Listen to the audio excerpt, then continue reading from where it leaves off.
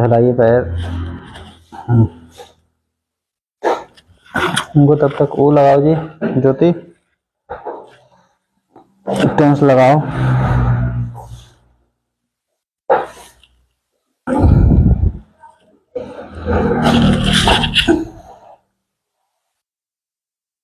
पैर अभी आपका सही है, अभी मुड़ रहा है बढ़िया, बस थोड़ा सा रगड़ाव है इसमें। हाँ, और बाकी पैर आपका ठीक है।